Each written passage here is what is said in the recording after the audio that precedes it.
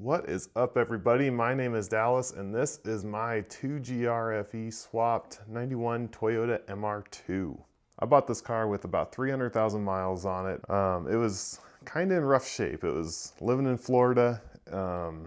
It looked like it had been sitting outside for a while, but it wasn't wonderful. I knew it needed a new clutch when I got it, and I didn't realize at the time that with these cars, especially with that age and this mileage, the minute you tear into these things, they need a whole lot of other stuff. So we ended up, to make a long story short, tearing the motor apart. We actually found one of the bearings. I don't remember if it was a main or a rod bearing, but instead of it just being a half circle, it was actually broke in the middle. So one journal actually had 3 pieces on it. So that motor was about ready to go no matter what we did. So we rebuilt the motor, put the new clutch in, and it ran okay for, I think it was 3 years like that, and about, I think, maybe 7,000 or 8,000 miles. I really didn't drive this car that much. It was seasonal, of course. T-tops leak like a sieve, so try not to drive it too much when it's super rainy or super crappy weather. Managed to take it out to a few autocrosses, had a ton of fun with it.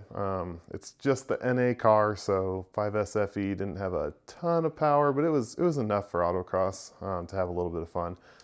Then one day I decided to pass somebody on a 2-lane, and I got on it pretty hard. I think I was in 3rd gear and revved her out. And when I got into town and slowed down, it was making kind of a knocking noise. And turned out the motor was coming apart, and when I took it apart, it actually, every single bearing looked like it was super duper scarred up. So I don't know if we got the tolerances wrong from the machine shop or what, but this motor was like trashed. So luckily, in the meantime, before that happened, I had actually found a 2GR on Craigslist.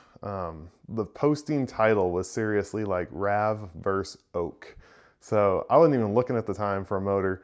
I clicked on it, and to my surprise, here's this RAV4 that an oak tree fell on. And the guy was asking like $1,200 for it, and it was a 2-hour drive each way.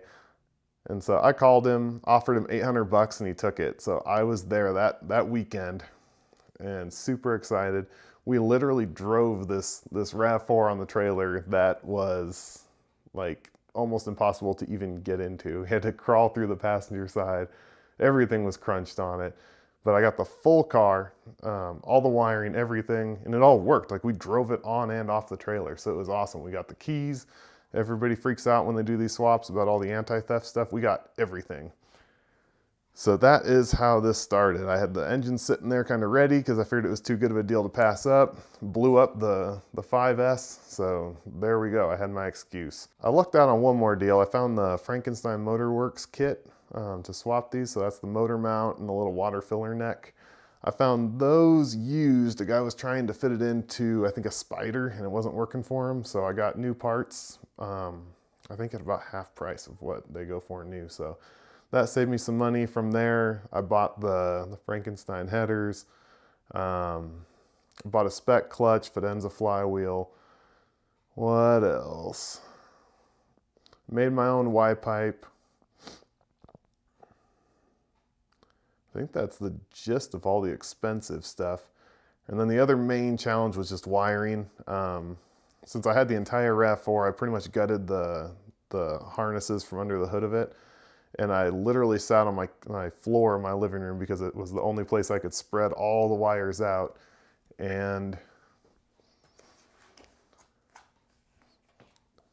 bought one of these books so that I could go through, and this has every wire and every connector and everything listed in nice colors and everything in it, so I could figure out exactly what I need and what I don't.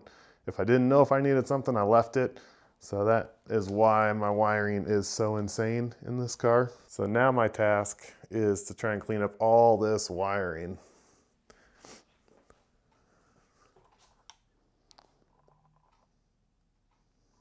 So my thought is, since the car already runs, I can kind of be careful, take a few things out. Like, for example, I just took the fuel pump resistor out. That was something that came with the RAV4. Didn't know if I needed it, so I figured I'd keep it wired in. Now I'm reading, and it sounds like you don't need it, so I went ahead and pulled it out. Car starts just fine. I'm just kind of going through, cleaning everything out. Taking the VSV stuff is all out of it now. I think that's your evap. fancy name for your evap system. All the transmission harnesses, I just pulled all those out because I wasn't sure what all I needed.